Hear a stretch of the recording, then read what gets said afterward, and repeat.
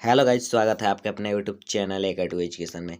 तो आज के सेशन में फाइनली गाइज हम लोग देखने वाले हैं 12th बोर्ड परीक्षा 2023 के लिए, जो कि क्लास 12th वालों के लिए है 12th केमिस्ट्री, जो कि केमिस्ट्री के वायरल प्रश्न है जो कि आपके बोर्ड एग्जाम में आज पूछा जाएगा। वही प्रश्न मैं लेकर आ गया हूँ। सेम बोर्ड एग्जाम में पूछा जाने वाला क्वेश्चन आ गया है आप सभी के सामने। यह क्वेश्चन अगर आप देख लेते हैं तो आप कल जाकर एग्जामिनेशन हॉल में 70 में 70 यहीं क्वेश्चन मार कर आएंगे। 70 में 70 100% यहीं आएगा, मेरा गारंटी है 100% यहीं आएगा। 3 तारीख मतलब आज जो प्रश्न है यह वायरल प्रश्न है जो कि आपके बोर्ड एग्जाम में यही क्वेश्चन पूछा जाएगा। तो बोर्ड एग्जाम की अच्छे से तैयारी करने के लिए और आंसर की मिलाने के लिए हमारे चैनल को सब्सक्राइब कर लीजिए और वीडियो को लाइक कर लीजिए। चलिए आज के सेशन को स्टार्ट करते हैं। इसमें टोटल 70 ऑब्जेक्टिव क्वेश्चन सॉल्व करेंगे। 70 में 70 आपके बोर्ड एग्जाम में पूछा जाएगा। तो चलिए आज के वीडियो को स्टार्ट करते हैं बिना टाइम वेस्ट किए। तो चलिए आज के चलते हैं अब हम लोग क्वेश्चन की तरफ। देख सकते हैं आपके स्क्रीन के सामने फर्स्ट क्वेश्चन दिया गया है कि किसमें HCP क्रिस्टल संरचना होती है। हमें बताना है गाइस कि किसमें HCP क्रिस्टल संरचना होती है। अगर आपको PDF नहीं मिला है तो PDF के लिए मैं एक नंबर प्रोवाइड कर रहा हूँ, वहाँ से आप जाकर PDF के ले सकते हैं और डिस्क्रिप्शन में भी लिंक मिल जाएगा इसका PDF डाउनलोड करने के लिए। और यह नंबर नोट कर लीजिए 8969831773। इस नंबर पर मैसेज करके, या व्हाट्सअप नंबर है, इस नंबर पर मैसेज करके आप फाइनली गाइस और सभी सब्जेक्ट का PDF ले सकते हैं। सभी का PDF प्रोवाइड किया जा रहा है हमारे चैनल के माध्यम से। तो चैनल को भी सब्सक्राइब कर लीजिए और वीडियो को लाइक कर दीजिए। चलिए हम क्वेश्चन की तरफ चलते हैं कि इसमें से जो कि हमारे पास 4 ऑप्शन दिए गए हैं HCP क्रिस्टल संरचना होती है। हमें बताना है HCP क्रिस्टल संरचना कौन है। तो Zn हो जाएगा, जिंक HCP क्रिस्टल संरचना है। टाइम बहुत कम है, आज ही आपका एग्जाम है, 2 घंटा ही एग्जाम के लिए बचे हैं, इसलिए जल्दी जल्दी हम क्वेश्चन को सोल्व कर रहे हैं। चलिए 2 नंबर क्वेश्चन दिए गए हैं कि किसी ठोस जालक में घनायन जालक स्थल छोड़कर एक अंतरकाशीय स्थिति में स्थित है तो जालक दोष है। तो इसमें कौन सा दोष होगा। किसी ठोस जालक में घनायन जालक स्थल छोड़कर एक अंतरकाशीय स्थिति में स्थित है तो यह जालक होगा। यह कौन सा दोष होगा, हमें बताना है यह कौन सा दोष होगा। तो यह फ्रैंकल दोष होगा। कौन दोष होगा, तो फ्रैंकल दोष। अगर आपसे पूछिए फ्रैंकल दोष किसे कहता है तो क्वेश्चन को लिख सकते हैं, आंसर हो जाएगा इसका राइट आंसर। चलिए अगले क्वेश्चन की तरफ चलते हैं। अगला क्वेश्चन काफी इंपॉर्टेंट है कि एवोगाड्रो संख्या n बराबर है। एवोगाड्रो संख्या n के बराबर होता है।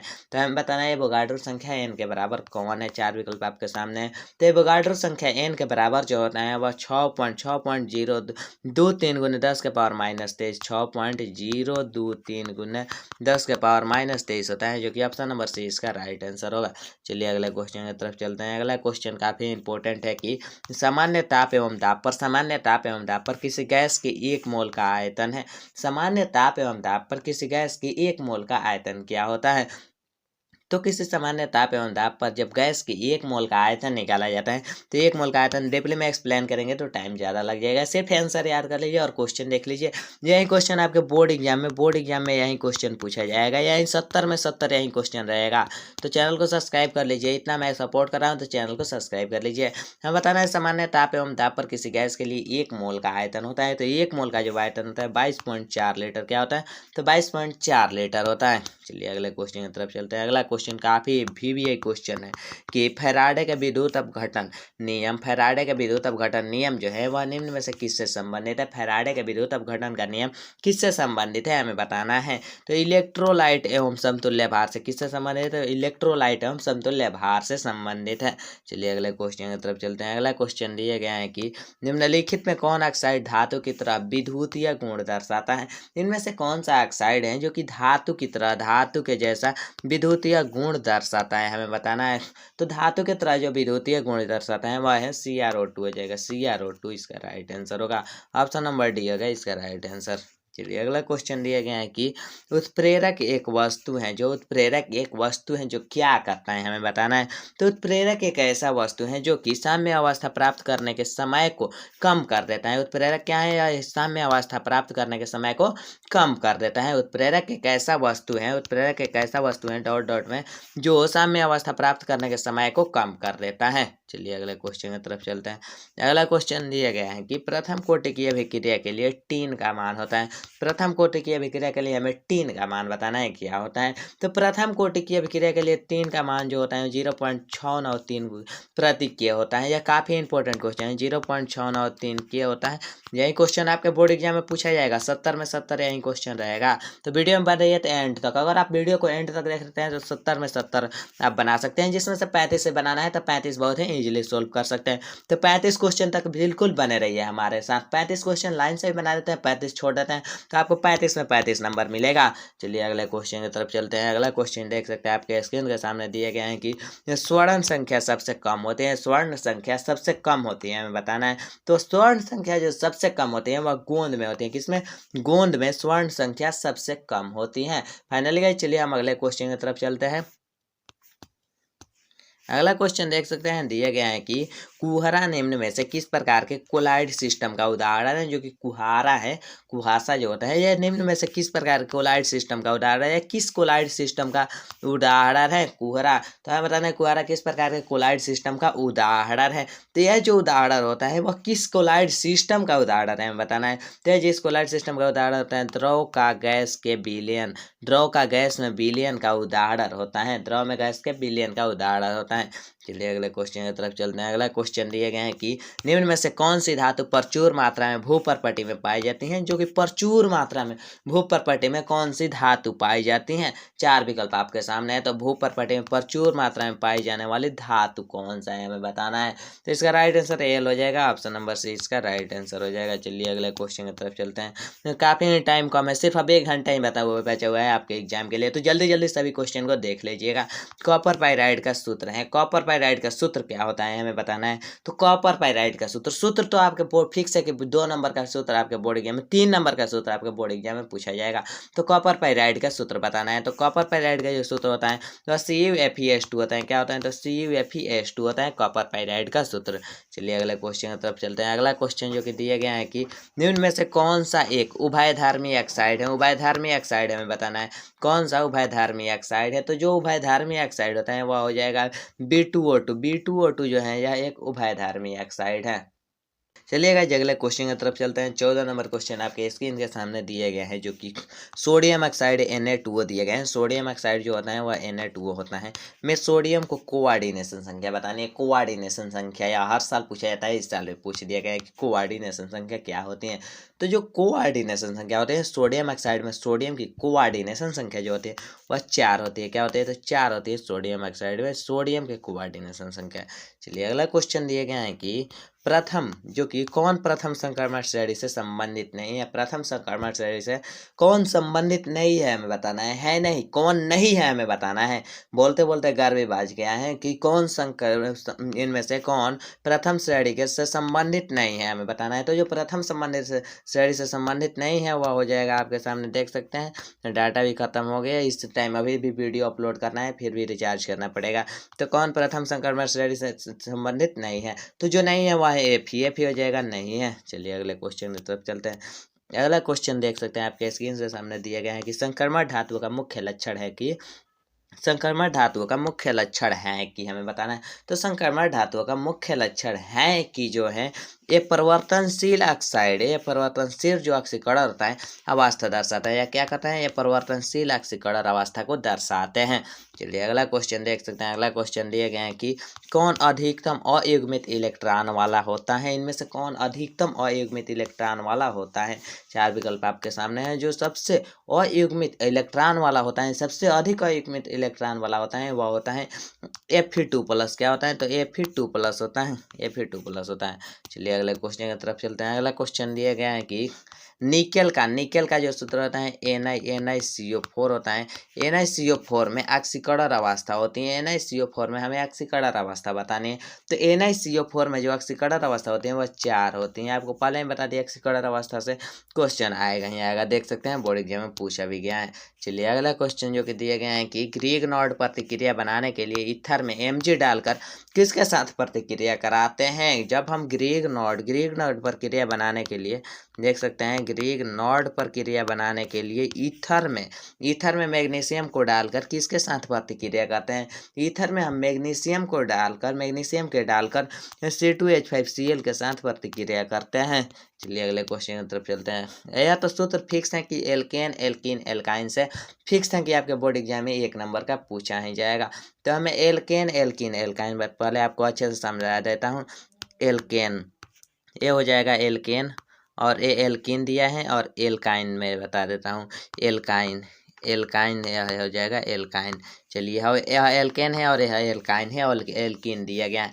तो पहले दिया गया है CnH2n जो होता है, या CnH2n यह एल्कीन होता है, और CnH2n प्लस जो 2 होता है वह एल्केन होता है, और CnH2n माइनस जो 2 होता है वह एल्काइन होता है। तीनों याद कर लीजिए। CnH2n होगा तो एल्कीन होगा, CnH2n प्लस 2 होगा तो एल्केन होगा, और CnH2n माइनस 2 होगा तो एल्काइन होगा। देख सकते हैं इस तरह से हमें एल्कीन पूछ रहा है, तो ऑप्शन नंबर ए इसका राइट आंसर हो जाएगा। फिक्स है कि 1 नंबर का आ ही गया है और आएगा ही। चलिए अगले क्वेश्चन की तरफ चलते हैं। अगला क्वेश्चन जो कि दिए गए हैं कि क्या उत्पाद बनेगा यदि एल्कील एल्कोहल को 140 डिग्री सेल्सियस पर H2SO4 के साथ गर्म करते हैं। 140 डिग्री सेल्सियस पर H2SO4 के साथ गर्म करेंगे तो क्या उत्पाद बनेगा हमें बताना है। तो आप लोग बताइए क्या उत्पाद बनेगा, जल्दी जल्दी कमेंट बॉक्स में भी जवाब देते चलिए। तो चलिए उत्पाद जो बनेगा वह डाई एथिल ईथर हो जाएगा, डाई एथिल ईथर बनेगा। चलिए अगले क्वेश्चन की तरफ चलते हैं। अगला क्वेश्चन जो कि दिए गए हैं कि साधारण ईथर कौन सा है हमें बताना है फाइनली गाइस। तो साधारण ईथर जो होता है वह कौन सा है, तो CH3OCH3 हो जाएगा, CH3OCH3, जो कि ऑप्शन नंबर बी इसका राइट आंसर होगा। चलिए अगले क्वेश्चन की तरफ चलते हैं। अगला क्वेश्चन देख सकते हैं, दिया गया है कि निम्नलिखित में कौन केनिजारो प्रतिक्रिया से होकर गुजरता है। इनमें से कौन है जो कि केनिजारो प्रतिक्रिया से होकर गुजरता है। तो जो केनिजारो प्रतिक्रिया से होकर गुजरता है वह है HCHO केनिजारो प्रतिक्रिया से होकर गुजरता है। चलिए अगले क्वेश्चन की तरफ चलते हैं। अगला क्वेश्चन दिए गए हैं कि गर्म करने पर सोडियम कार्बोनेट देता है। गर्म करने पर सोडियम कार्बोनेट क्या देता है हमें बताना है। तो गर्म करने पर जो सोडियम कार्बोनेट देता है वो क्या देता है, तो सोडियम ऑक्जेलिक तथा H2 देता है। क्या देता है, तो सोडियम ऑक्जेलिक तथा H2 देता है गर्म करने पर सोडियम कार्बोनेट। चलिए अगला क्वेश्चन दिए गए हैं कि अपचयन करने पर द्वितीयक एमीन किसके द्वारा दी जाती है। अपचयन करने पर द्वितीयक एमीन किसके द्वारा दी जाती है हमें फाइनली गाइस बताना है। तो अपचयन करने पर जो द्वितीयक एमीन दी जाती है वह किसके द्वारा दी जाती हैं, तो मेथिल आइसोसाइनाइड के द्वारा दी जाती हैं। चलिए सभी क्वेश्चन इंपॉर्टेंट है, लाइन से देखते चलिए। मात्र 35 क्वेश्चन ही देख लेते हैं, तो 35 में 35 आप मार सकते हैं एग्जाम में। चलिए अगला क्वेश्चन दिया गया है कि एथिलीन एवं एथिलीन और एसिल्टिहाइड प्रतिक्रिया करके यह क्या बनाते हैं बताना। तो ये जब प्रतिक्रिया करते हैं या बनाते हैं एस्फिक्सस बेस बनाते हैं। क्या बनाते हैं, तो एस्फिक्सस बेस बनाते हैं। चलिए अगले क्वेश्चन की तरफ चलते हैं। कला जो थोड़ा फंस गया है बोलते बोलते। चलिए अगले क्वेश्चन की तरफ चलते हैं। अगला क्वेश्चन देख सकते हैं आपके स्क्रीन के सामने दिए गए हैं कि मानव शरीर नहीं उत्पन्न करता है। मानव शरीर क्या नहीं उत्पन्न करता है। ऑप्शन ए में एंजाइम, और ऑप्शन बी में दिए गए हैं DNA, और ऑप्शन सी में विटामिन, और ऑप्शन डी में हार्मोन्स दिए गए हैं। तो मानव शरीर जो है यह क्या उत्पन्न नहीं करता है, तो यह जो उत्पन्न नहीं करता है विटामिन उत्पन्न नहीं करता है। क्या, तो विटामिन उत्पन्न नहीं करता है मानव शरीर। चलिए अगले क्वेश्चन की तरफ चलते हैं। अगला क्वेश्चन दिए गए हैं कि न्यूक्लिक अम्ल में क्रम है हमें बताना है। तो न्यूक्लिक अम्ल में क्रम है, तो न्यूक्लिक अम्ल में कौन सा क्रम है हमें बताना है। तो न्यूक्लिक अम्ल में जो क्रम होता है वह बेस शर्करा फास्फेट हो जाएगा, बेस शर्करा फास्फेट इसका right answer option number C हो जाएगा। चैनल पर पहले बार आए हैं तो अभी तक सब्सक्राइब नहीं किया तो सब्सक्राइब कर लीजिए, जल्दी से चैनल को सब्सक्राइब कर लीजिए। चलिए अगला क्वेश्चन दिया गया है कि निम्न में कौन बायोडिग्रेडेबल बहुलक है।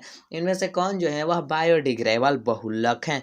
4 विकल्प आपके सामने है, तो आपको पता ही है, कई बार क्वेश्चन को मॉडल सेट में भी सोल्व करा चुके हैं, क्लास में भी सोल्व करा चुके हैं कि निम्न में कौन बायोडिग्रेडेबल बहुलक है।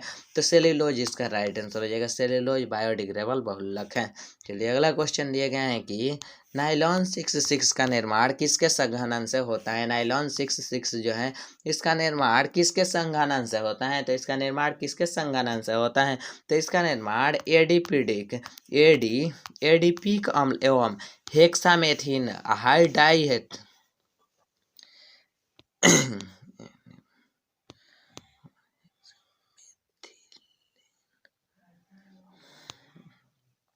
तो नाइलॉन 6 का जो निर्माण होता है वह होता है एडिपिक अम्ल व हेक्सामेथिलीन डाइएमीन के द्वारा होता है। ऑप्शन नंबर सी इसका राइट आंसर हो जाएगा।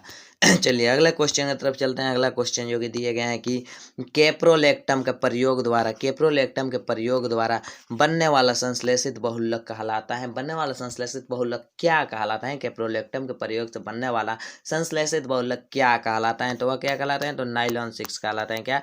नाइलॉन 6 कहलाता है। चलिए अगले क्वेश्चन की तरफ चलते हैं। अगला क्वेश्चन दिया गया है कि एमोक्सिलिक का अर्ध संश्लेषण परिष्करण है। एमोक्सिलिन का और एमोक्सिलिन जो है किसका अर्ध संश्लेषित परिष्करण है? किसका अर्ध संश्लेषित परिष्करण है हमें बताना है। तो किसका अर्ध संश्लेषित परिष्करण है? तो यह जो है वह पेनिसिलिन का अर्ध संश्लेषित परिष्करण है। चलिए अगले क्वेश्चन की तरफ चलते हैं। अगला क्वेश्चन दिए गए हैं कि एक विस्तृत स्पेक्ट्रम एंटीबायोटिक है। एक विस्तृत स्पेक्ट्रम एंटीबायोटिक है हमें बताना है। तो एक विस्तृत स्पेक्ट्रम जो एंटीबायोटिक है वह क्लोरेमोफेनेकॉल होता है। क्लोरेमोफेनेकॉल होता है, जो कि ऑप्शन नंबर डी इसका राइट आंसर हो जाएगा। क्लोरेमोफेनेकॉल होता है। चलिए अगले क्वेश्चन की तरफ चलते हैं। 34 नंबर क्वेश्चन दिए गए हैं कि समुद्र जल का परिसरिक दाब लगभग होता है। समुद्र जल का परिसरिक दाब लगभग कितना होता है? तो समुद्र जल का जो परिसरिक दाब होता है, यह काफ़ी इंपॉर्टेंट क्वेश्चन है। 70 ATM होता है। क्या होता है? 30 ATM होता है। कितना होता है? तो 30 ATM होता है। चलिए अगले क्वेश्चन की तरफ चलते हैं। अगला क्वेश्चन दिए गए हैं 35 नंबर क्वेश्चन है कि किसकी स्वर्ण संख्या सबसे कम होती है? तो किसकी स्वर्ण संख्या सबसे कम होती है? बाइनरी गाइज हमें बताना है। 4 विकल्प आपके सामने है। तो किसकी स्वर्ण संख्या सबसे कम होती है? तो जिलेटिन की स्वर्ण संख्या सबसे कम होती है। चलिए अगले क्वेश्चन की तरफ चलते हैं। अगला क्वेश्चन जो कि दिए गए हैं काफ़ी इंपॉर्टेंट क्वेश्चन है कि वह क्रिया जिसमें कोलाइडी कण अवक्षेपित होते हैं वह क्या कहलाता है? इस क्वेश्चन का जवाब आप लोग कमेंट बॉक्स में दीजिए। क्या करिए? तो कमेंट बॉक्स में इसका जवाब दीजिए। और नेक्स्ट सेशन किस तरह आए, अगर कल जिसका एग्जाम है, कल इंग्लिश का एग्जाम है, तो इसका नए वीडियो अपलोड होगा। तो चैनल को सब्सक्राइब कर लीजिए और वीडियो को लाइक कर दीजिए। जो क्वेश्चन आपके बोर्ड एग्जाम में पूछा जाएगा ओरिजिनल रियल क्वेश्चन प्रोवाइड किया जाता है हमारे A2 एजुकेशन के माध्यम से। तो यह नंबर नोट कर लीजिए, मैं आपको नंबर बता रहा हूँ, यह नंबर नोट कर लीजिए 8969831773। इस नंबर को नोट करके व्हाट्सअप कर दीजिए। कोई एग्जाम से पहले आपको क्वेश्चन प्रोवाइड कर दिया जाएगा इस नंबर पर। तो चैनल पर पहली बार आए तो सब्सक्राइब कीजिए, वीडियो को लाइक कीजिए और अपने दोस्तों में ज़्यादा से ज़्यादा शेयर कीजिए। मिलते हैं नेक्स्ट वीडियो में। जय हिंद।